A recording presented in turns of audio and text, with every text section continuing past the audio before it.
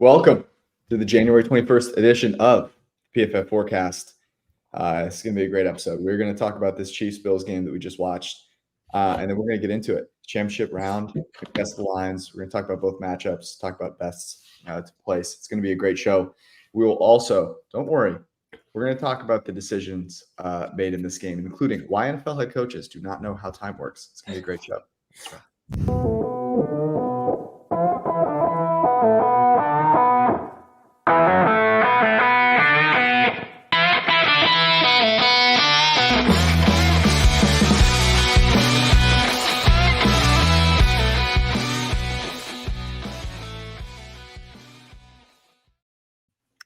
We got Josh Allen and Patrick Mahomes. Both played, I would say, incredible football. And yet the game came down to Mecole Hardman and Damar Hamlin. Fellas, what do we think here? We just watched that game. The thing that is stuck in your mind right now, having just watched it. Brad, we'll start with you. Yeah, man, I think it does go to that. Like the Chiefs still in the red zone, just continue to do like the one time you just give Isaiah Pacheco the ball and let him run up the middle behind Joe Thuney. Like shockingly, that works out quite well. And then you're getting cute again. And it's been the story for the entire year, shooting themselves in the foot with that stuff. Yeah, I mean, Mecole Hardman should not be playing. Like, with all due respect. Yeah, from a game management perspective, like both teams were really bad. Yeah. Andy choosing to take the 5 yards on the encroachment on the PAT. He chose to take it on the kickoff. My guy, your offense is averaging 10 yards a play, and you can't even trust them to get 1 yard. Pacheco's been running all over this Buffalo defense. You can't even. I'm pretty sure that was the drive that he had the 20-yard run. Also, you can't even trust him to get 1 yard for a 2-point conversion. But here's the thing, Arjun. Here's the thing. It was a smart move by Andy. You know why? If he had gone for 2, they would have been up by 4. And then Sean McDermott might have had to actually try and score. Well, this is inexcusable. Okay, I know I was on one last night. Okay, with the Niners, I'm on one again tonight. You cannot be paid millions of dollars and not understand, or have someone hired on your staff that understands the basic principles of time management and game theory. I just do not understand it. How you play for one possession in that situation with 8 minutes on the clock. 8 minutes on the clock. Go down and score quickly. Give yourself more opportunities to win the game. They gave themselves one opportunity to tie the game. They didn't even try. They did not even try. It was embarrassing. I have been a believer in the Bills, a believer in Sean McDermott because everyone was fading him. That was the equivalent of walking into a pregame speech and talking about 9/11. That's what that was. That was absolute mismanagement and disaster. Josh Allen, there's someone in the chat that said Josh Allen deserves better. That is the takeaway. His receivers were ass, except for Khalil Shakir. Trent Sherfield had 2 stone cold drops. Stephon Diggs has disappeared. Where's Stephon Diggs? What was that? Have you seen it? I mean, the bomb hit him in the hands. Yeah, and then he had the audacity to do this to Josh Allen. Like, no, you could have been it could have been a little bit better. No, my guy, it hit you right here. I didn't see that either. He's out. I tweeted about it. Because I was like, what are you doing? Like that hits you in the shoulder perfect over the shoulder, 63 yards in the air. Go watch the broadcast and just watch that play again, because he literally did. Yeah, no, it was just we were this close. Like, no, you just dropped it. Josh Allen, he made some bad decisions throughout the year that people gave him crap for. He had the fumble in this game, but other than that, he was really, really dynamite. I mean, he had 3 deep shots that should have hit. He ran the ball all over the field. Thought he deserved better. Let's talk about the Chiefs here for a second. The Bills came in pretty banged up. Are you buying the Chiefs' offensive resuscitation, which has seemingly happened over the last 2 games?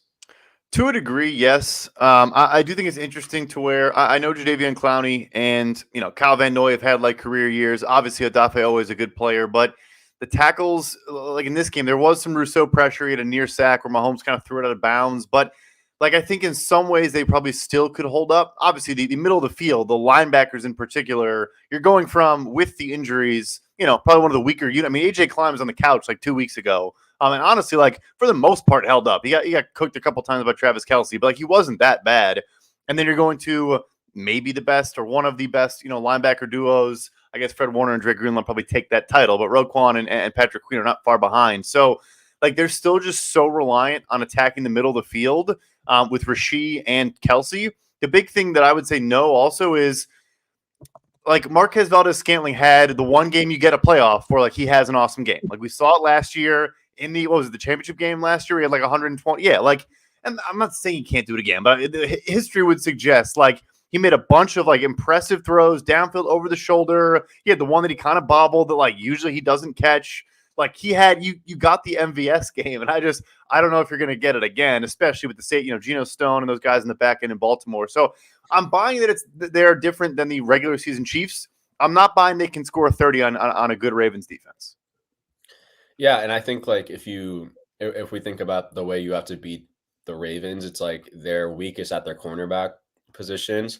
Marlon Humphrey's out. He's probably going to be back next week, but like then you have like Ronald Darby, you have like Arthur Mollett. Like you need your receivers to kind of step up because they're going to put Kyle Hamilton on Travis Kelce, and that's probably not going to be a good matchup. You're going to put Roquan Smith on Travis Kelce. Like Rashee Rice can only do so much, and you're going to need one of these secondary receivers to step up. And we all, pretty much know no one has or can. So yeah, I don't really know what the path forward is for the Chiefs against the Ravens. I mean, they're such a good matchup for them, or the Ravens are a great matchup for the Chiefs. And so, yeah, I'm like Brad said, I'm buying that it's a different unit than we saw against the Raiders on Christmas, but it's still, it still has some underlying issues. I think in order to buy the Chiefs, it's one thing to buy Mahomes. I'm definitely buying Mahomes. I was never selling Mahomes, although early in the game he made a couple of throws in the red zone that were off target and should have been touchdowns. Here's the question I have for you guys. AJ Klein is a bottom what coverage linebacker in the NFL? And again, to be nice to the guy, like he legitimately was retired like a month ago. But like, No. I know. I'm going to answer and be cheeky as we always are. No, like he is in the 5th percentile or lower of like purely coverage. I think it's like that might be somewhat generous. Oh, the fact that he was on the field, that's a great point, Brad. And I didn't mean it in that way. Like, yeah. This is in no way a derogatory term towards AJ Klein, who, by the way, like rolled an ankle and was back out on the field a play after. Let me be clear. A gutsy ass performance by AJ Klein. Okay. Yeah. And that was like, I mean, Jason Kelce looked pretty robust. Standing up there, like him out there covering Travis Kelce might have been a better move for them. So MVS I don't think is going to catch another pass quite the way he did in this game. So I'm hesitant. I think it really set up well for them, both these two games, for their skill position players to show up, which I think they did. Now, they got nothing out of Justin Watson today. He had a drop in this game. Probably should have made that catch. He's usually good for one, like 30-yarder down the football field. They obviously can't play Mecole Hardman. They can't play Kadarius Toney. Rashee Rice got banged up in this game. I think, you saw, we called this, right? We talked about it. He runs a drag route, catches it, goes 20 yards. Like this is, that's what he does. Let's just get into it. Let's start. The first game that will be next week at 3:30 Eastern time is Baltimore and Kansas City. This one in Baltimore, it will be, the 7th straight Patrick Mahomes AFC Championship game. Brad, we'll start with you. What did you make this has spread? Never not made an AFC Championship game in his career. Truly preposterous. I had field goal. I couldn't go over in either direction. Just a flat 3 points. I also want a field goal. Yeah, I thought this was the easy one to guess. I don't know how you make it anything other than a field goal, although ESPN Bet assuredly will try. as they did this week, with some very different lines out there. So if you are looking right now, you can probably find. I saw actually someone tweeted that they were at 3.5. George, it's Okay. funny you mentioned the ESPN bet. I'm on PointsBet right now, and that's literally the only website that has it at 3. It's juiced, obviously, but Yeah. So what are you saying? Because I'm looking on in the beta right now. It doesn't have anything up. DraftKings is 3.5, but it's plus 120 to the Chiefs. Yeah. I don't think you're going to find it. I mean, minus 120. Sorry. Yeah, ESPN bet has it plus 3, but it's minus 120 to the Ravens. Yeah, and FanDuel has KC plus 3.5 at minus 122, Ravens minus 3.5 at plus 100. Okay, so let's say that's where it's opening at. It's basically 3.5, heavily juiced. I'm not going to open up the spreadsheet here because we don't need to figure this one out. I'll open it up after we get to the second game. What do you guys think? For the second game or for this game? I'll get the spreadsheet open by the time we get to the second game. What do we think about 3.5 minus 120 for the Chiefs plus 100 for the Ravens? Yeah, so I mean, Baltimore was definitely good in the Houston game. There's no question about it. I am trying to navigate for Detroit as well. I'm not trying to take away anything from any team, maybe even San Francisco. A lot of the teams, all these teams besides Kansas City, who won a big playoff game against a team that preseason priors we thought was a contending team, right? Not taking away what they did. They obviously teams can out perform and over achieve expectations, but San Fran beat the Packers team. Was an upshot. They played great. The Packers outplayed the Niners in that game, but is it a huge win? Not really. Detroit, all right, the Rams were awesome, but again, preseason we were betting on their under 6.5 wins. And then the Bucks, we also probably were betting on there. And again, we were wrong. I'm not, but so that part's tough to me. In just how to price what we've watched. And Kansas City just won a big game over a good team on the road. I guess I lean my guy Mahomes getting over a field goal. I think I just have to do it. Yeah, I don't lean. I'm taking the Chiefs here. Yeah, I mean, Pat at 3.5, that's I feel like an auto bet, or at least for me. I think we saw the type of pocket manipulation from Mahomes today. I mean, I don't know how many times he's going to end up being charted as being pressured, but he took 0 sacks. And the thing with the Ravens and Bills, they are different defenses. The Bills, I think, are a team that likes to generally just rush 4 and let their guys figure it out, while the Ravens manufacture pressure.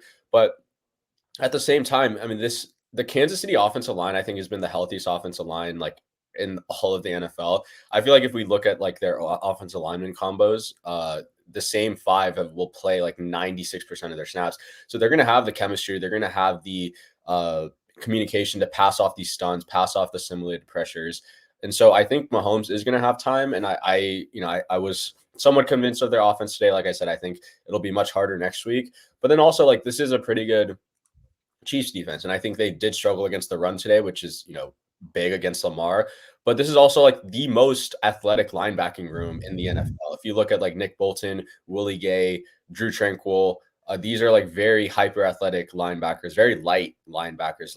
Tranquill's a former converted safety. So I think they're going to have the athleticism to keep up with Lamar compared to the, Texans, which are more maybe built linebackers, guys that D'Amico Ryans would prefer. So I think the looks generally will slow down Lamar. And also sorry, I'm rambling, but we saw the Texans blitzes fool Lamar in a big way in that first half. And now they did counter. But one of the things I looked at, and I tweeted about it during halftime, which obviously Lamar made me look like an idiot, but Lamar's efficiency against the blitz is bottom 10 in the league. He is not a good quarterback versus 5 or more rushers, and Spags sends 5 or more rushers at the top 3 rate in the NFL. So it's strength versus weakness, and I think there are some things that the Chiefs offense can do to kind of put up points in this game. So yeah, we will be taking the Kansas City Chiefs in this game. Okay. I hear you. I do hear you. I can't bring myself to do it. I think this is where the magic runs out a little bit. This defense, I think, is just a different beast than anything that they've seen thus far, right? there were clear weaknesses both the Dolphins and the Ravens, and the Bills had, right? Clear, glaring weaknesses. And Mahomes is going to take advantage of those, and he did in this game. There is no weakness on this Baltimore team from a defensive standpoint. Like I look at, and you can see this on PFF.com, like you look across the board, it is green everywhere. There is no weakness anywhere to be found on this defense. And so I think this is just a very different matchup than the first two have been, where you felt as though the Chiefs had the edge. And I just don't feel that they have the edge in this game. I think that it becomes pretty easy for them. Maybe easy is the wrong word, but the difference between Kyle Hamilton and AJ Klein, or Roquan Smith and AJ Klein, Patrick Queen and AJ Klein, like, is so dramatic. I think that's going to nullify Kelsey a decent amount in this game. Rice being banged up. I'm not expecting anything out of Valdez-Scantling. So this is counterintuitive, but I like Baltimore in this. I'm not sure the right way to play it yet. The spread doesn't necessarily feel like the right way to do it. So I'm interested in whether you guys think there are any sort of prop angles here that you like sort of off the bat. Ooh, yeah. There's a huge one for me that we talked about for the Ravens-Texans game. It's the inverse this time. So I talked about Gus Edwards unders. I know I gave out, I think, under 39.5 alternate, and he hit 40. But, we said under 53.5 was the actual line, 13.5 carries. Both of those cashed comfortably. They were truly never in doubt. The reason why I love that bet was because the Ravens, like I said, lead the NFL in carries outside the tackles, or off tackle or outside the tackles. And they are first in EPA per rush and third in success rate on such carries. The Chiefs are dead last in the NFL in EPA per carry allowed on runs outside the tackles, and second worst in success rate. It's a massive, massive mismatch. So, I don't know if it's Lamar, or if you do play, you try to pick Dalvin Cook or Gus Edwards or Justice Hill. But I think that the Ravens are going to run the ball a ton. Does that play into bleeding the clock out, and therefore maybe lean towards under? Like, those angles come to mind. I think the Ravens are going to run for, and we saw Josh Allen today too. Obviously scamper quite a bit. So the rushing props for Baltimore, the last piece I would say is, if you like Baltimore, you get a little extra juice of, I think they're going to win. Maybe they'll be up, have a positive game script, and they'll be running even more. I think they're going to be very successful on the ground in this game. Yeah, real quick, let me give a shout out to you two and Judah. Just an absolutely electric weekend for the pod. I think we were up 15.7 units from locks. To recap, Josh Allen over 8.5. That was just so free. Sam Laporta over 59.5. That was a sweat. We got there. Mike Evans, the Georgia's guy, over 125 plus, 9-1. Just gorgeous. And there were so many Mike Evans tickets in the Discord that it was just beautiful to see.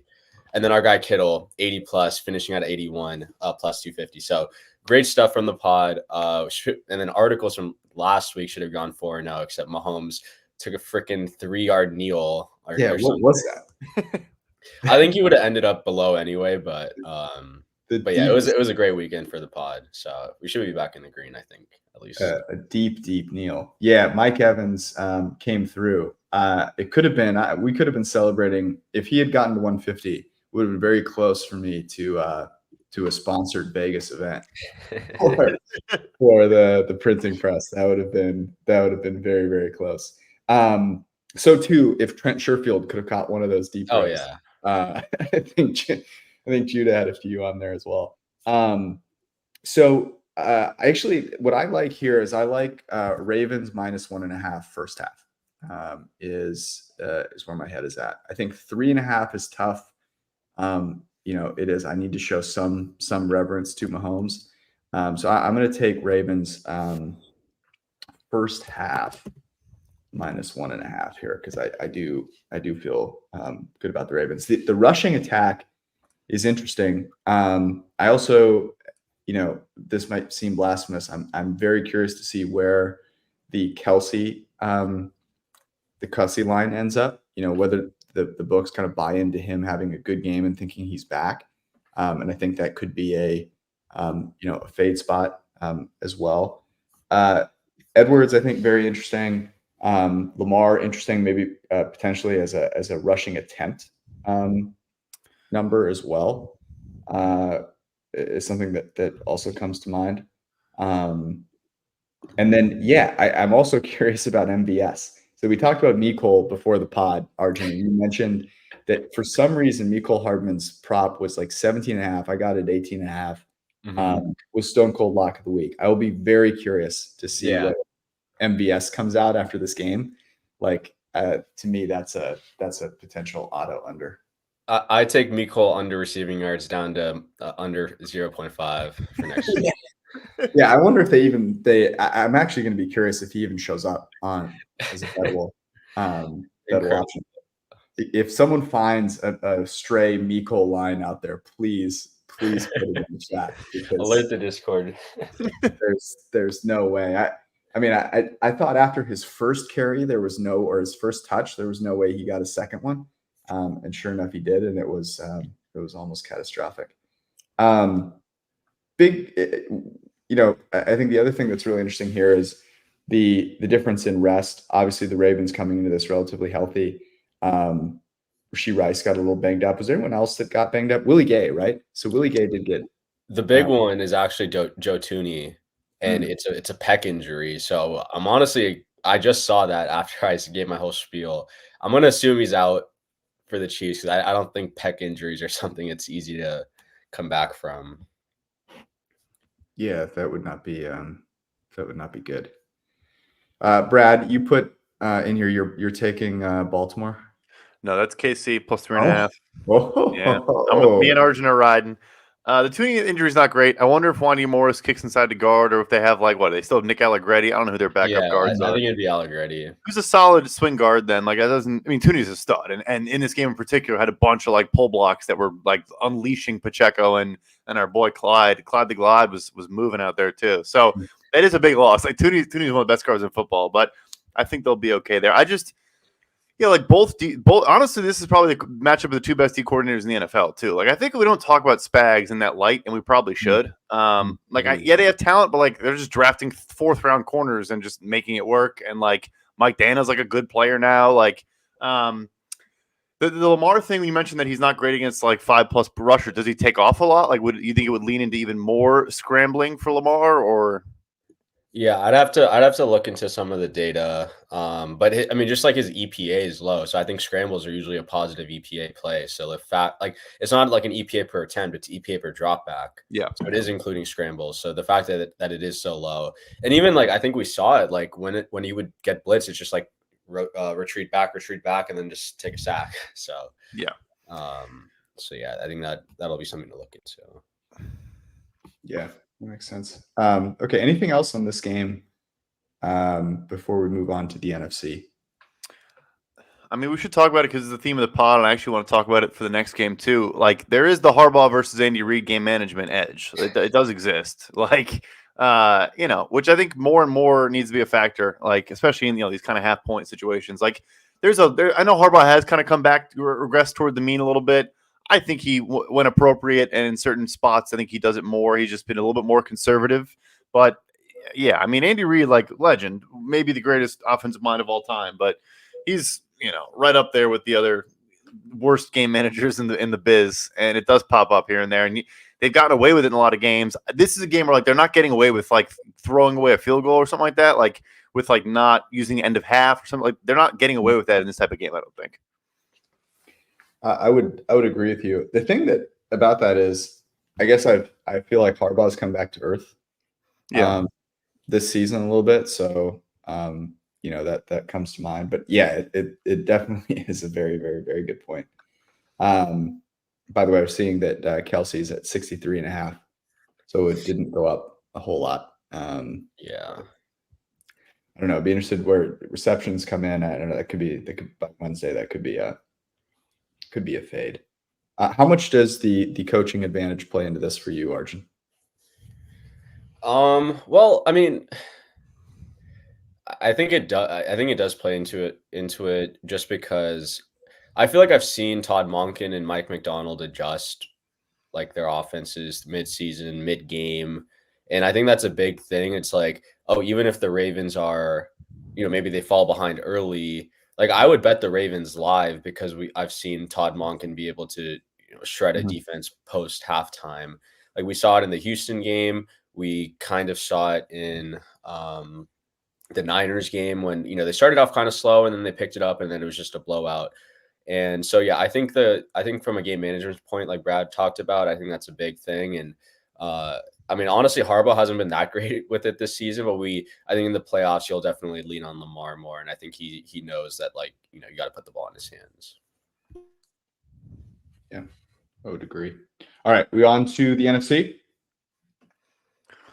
NFC right. Championship. Detroit, Jared Goff versus San Francisco and Joe Montana.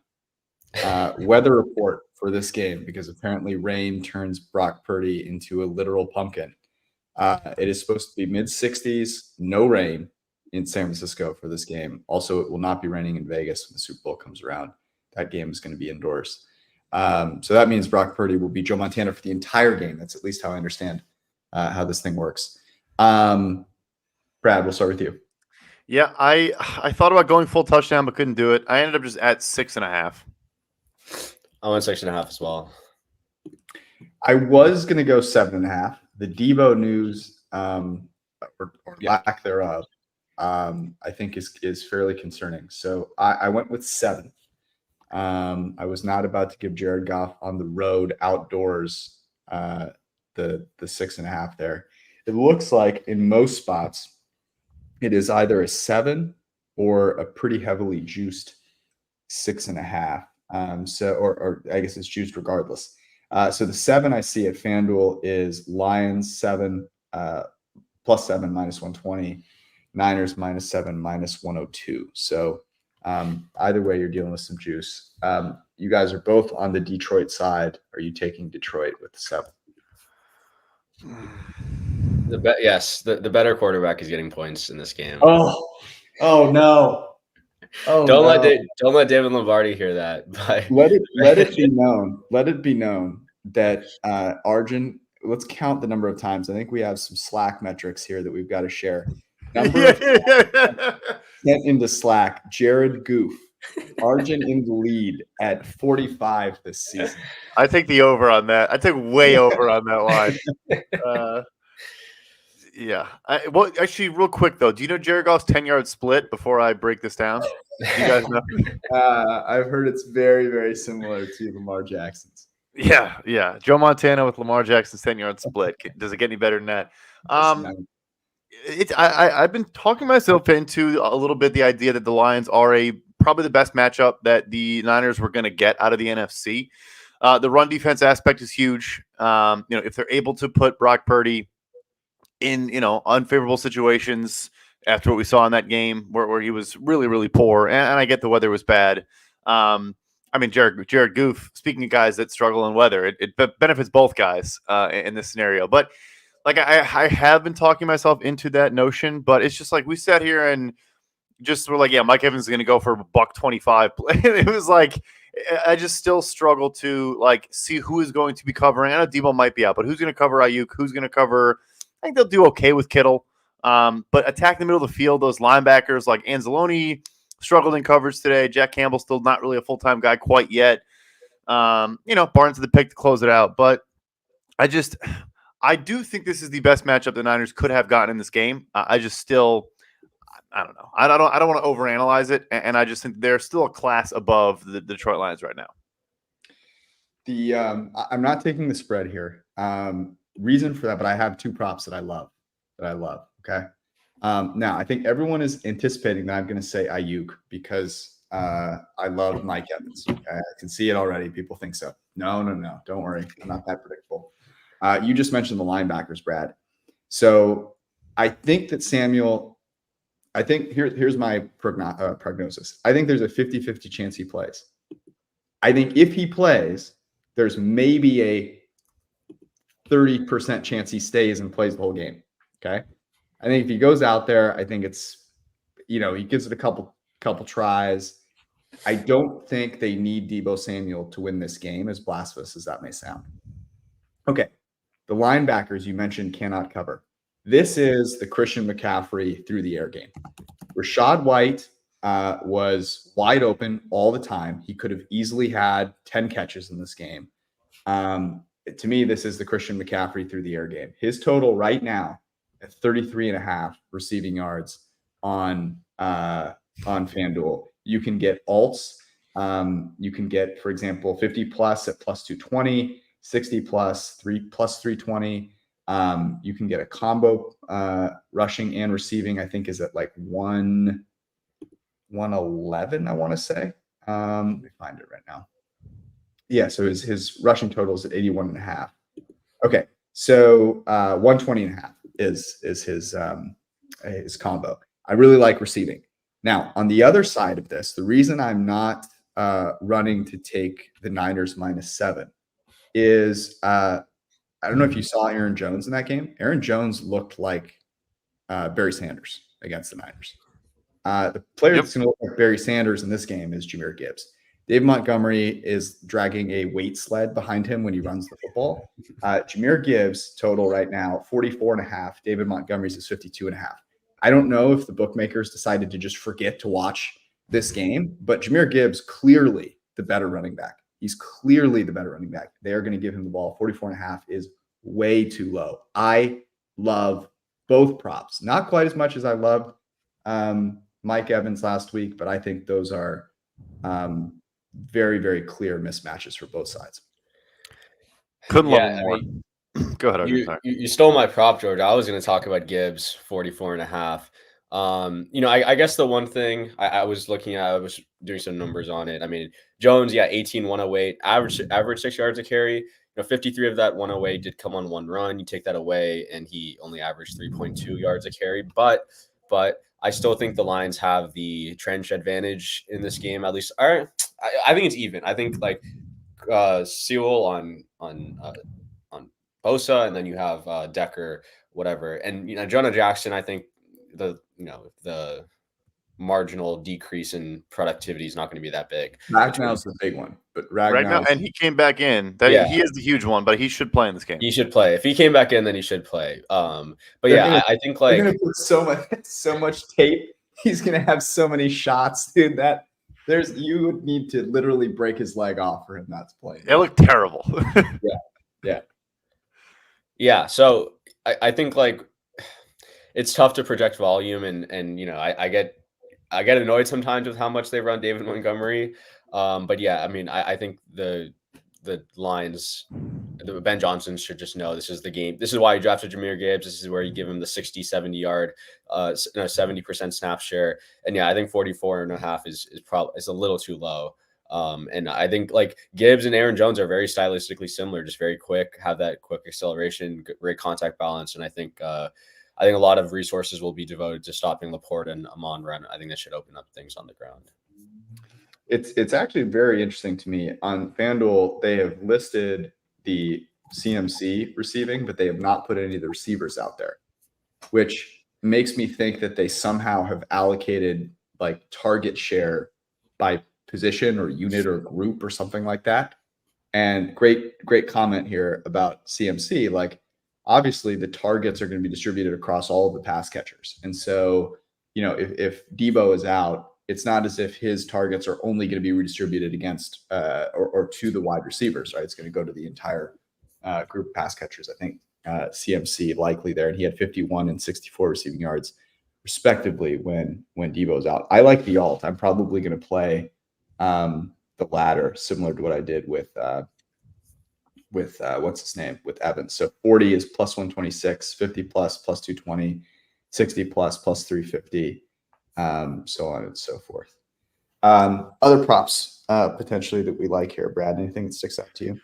The Gibbs one was going to be also mine, so I'm glad all three of us saw it the same way. For no doubt about it. On the flip side, looking at the Niners, I love the McCaffrey shout. I do. I also do. Now that I think about it more, actually, I do like Kittle again. I just think that there is going to be a focal point there of maybe like he'll get some branch on him, or even some, Chauncey Gardner-Johnson. But he's just big. I mean, he's way, way bigger than those dudes. And honestly, can run and probably in stride with a branch. So I think they attack the middle of the field again. They, get the ball up pretty quickly to avoid Aiden Hutchinson and the gang. And I think Kittle will have some tunnel screens, some check down stuff too. Like that there was the stretch where Purdy struggled, the 3-game losing streak. When they kind of came out of that, and it was their bye was that time, like they were just feeding Kittle in some of those games. It was like just easy, easy completions first half. Like Kittle became a guy for a month where it was just like, let's just get the ball and just let Purdy not have a lot of difficult throws early on in these games. I think maybe we see some of that in this game. No, it's a really good point. I think the interesting thing with Kittle is so he's our highest graded tight end this year. I feel like he has been amazing, but has not gotten a lot of fanfare. Certainly less than like Ayuk, Samuel, CMC. He's played just as well as all those guys. I'm interested in what you guys think about this. Brock Purdy's passing yardage total, 265.5. I probably would have opened it at somewhere in the 240s. 265.5, even for Joe Montana, feels a little high to me. Now, I know that the Lions, a pass funnel, right? They have stopped the run much better than they have stopped the pass. They've stopped the pass? What? You said they stopped the pass. No, I said they stopped the run way better than they've attempted, I should say, to stop. Yeah. They have not done any of that, as shown by Baker Mayfield. But it's interesting. Like, do the Niners throw to win here? And is there an angle to that? Maybe taking Brock alts with a Niners alt could be interesting. They have to. They really do. I mean, the Lions thing, they've done it against all different kinds of rushing opponents. I'm going to keep mentioning the kind of point of attack stuff I've been looking at, various different elements, different rushing scheme. The Lions' run defense is just very, very, very, very good. So I think they'd be crazy. And I know we can't coach our bets and coach Kyle Shanahan. We are going to get some like run, pass series to start this game. And George is going to be tilting in all caps in the group chat in the first quarter. But I think they're gonna accept the play action and like just attack second level over these linebackers' heads. And I think really start to throw the ball a ton as the game. And like when you're playing Dan Campbell and this Lions team, like I think you just know to a degree that like they're trying to score 7 in every possession. You want to build a big lead, a comfortable lead. Like I think teams are starting to approach how they played them a little bit differently. I actually should shout out, we should be positive going back to our initial conversation. And we talk about the coaching stuff a lot, and people are like, well, these guys don't change. Todd Bowles deserves some credit. Like, he again went for a 4th down today. He went for 2 down 8 in this game. Honestly, Mike Evans probably should have gotten a call there. Like, Melifonu never turned around. But anyway, like, he is using like optimal game theory, and that he never did that. Like, Jets Todd Bowles wouldn't even know what we're talking about. And like, he has totally kind of adapted. But I think you also do see teams play Detroit that way. So yeah, long answer short, I think Shanahan's going to get it. Like, you have to throw on this team. They can't stop the pass. The other interest, I don't know if this is interesting, but like Lions haven't allowed a 70-yard rusher all season. McCaffrey's rushing prop is 82.5. Mm-hmm. So I don't know. Like I'm not one to just bet on trends like that. The Rams have a very similar run scheme. Or no, actually, I take that back. I just take that back. But yeah, they haven't. Lions are really dedicated to stopping the run first and then allowing teams to pass all over them. So if you are to play Purdy, a little 300 plus and McCaffrey under 82.5, like I think that there could be value there. I don't know what how priced in the correlation is going to be there, but like I think that's another angle you could look at, like receiving yard overs with rushing unders for McCaffrey. Yeah, let's see here. Let me try and put this together. So Purdy 300 plus. Let's do a CMC 50 plus receiving, and then rushing under with Niners just by 7. That's not even that great. 32-1 is what that gets you.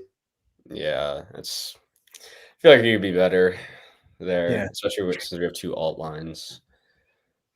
Yeah, well, I mean, it's not the end of the world. Yeah, I do think that's an interesting move. You could also take under attempts potentially for CMC is another way to think about it.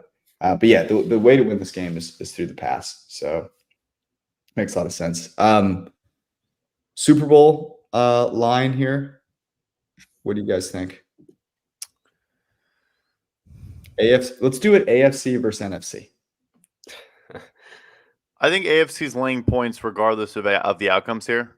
I do, even with the Niners. I think it would be like Chiefs minus 1.5 against the Niners, I suppose. But yeah, I'll say AFC minus 2.5. Minus full 3. AFC minus a full 3. Yeah, I'd go 2.5. I can't get to 3, but I think 2.5 is a good line. I think the Niners are favorites against either team. I think it's 2.5, 3 maybe. I think the Lions are 3-point underdogs to either KC or Baltimore. Yeah, I feel like the Lions might even be like 3.5, 4 against Baltimore. Yeah, that's a good point. I would agree there. But the Baltimore Ravens matchup is very scary for the Lions, whereas I'm not even sure the Chiefs is like that scary of the matchup because the Chiefs could not stop the run today. no, absolutely could not. And by the way, I mean that was the opening game of the season, right? The Lions ran all over them. So like, if you're a Detroit fan, you are a huge Kansas City fan in that game, right? If you're watching that game first, obviously, like I think the Lions, assuming the Lions win, like they have a real shot to win the Super Bowl, which is crazy to say. If the Chiefs can pull it off, I'm surprised you think the AFC is a favorite over the Niners. Yeah, I guess I shouldn't say that. I just probably overreacting to the game last night. Like we talked about it. I can't believe they even won that game last night. So no, you're right. I mean, they were laying 5.5 in San Fran against Baltimore 6 weeks ago or whatever it was. So no, they probably would still be a favorite. The Lions, the point on the Chiefs, I do think is a good point from a rushing game perspective. The only thing I would say is, just because of how bad their pass defense is. Not that Lamar is not a good passer, but he's not Patrick Mahomes. No, he is not. That is for sure. I don't see any ways to bet the Super Bowl. Obviously, you can bet the Super Bowl futures, but right now it's Niners plus 140, Ravens plus 210, Chiefs plus 320, and the Lions are plus 750. I don't know if any of those actually offer any odds over just betting consecutive money lines and rolling it over, but those are the odds as of this moment on FanDuel Sportsbook. All right. Those are the two games. Any last thoughts? We'll be back on Wednesday, obviously, talk through everything. I guess before we bid everyone adieu tonight, any final thoughts, guys? No, just Mikol. We got to get Mikol some touches.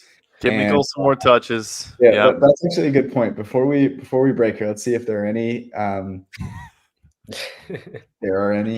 receiving props. No, just Kelsey.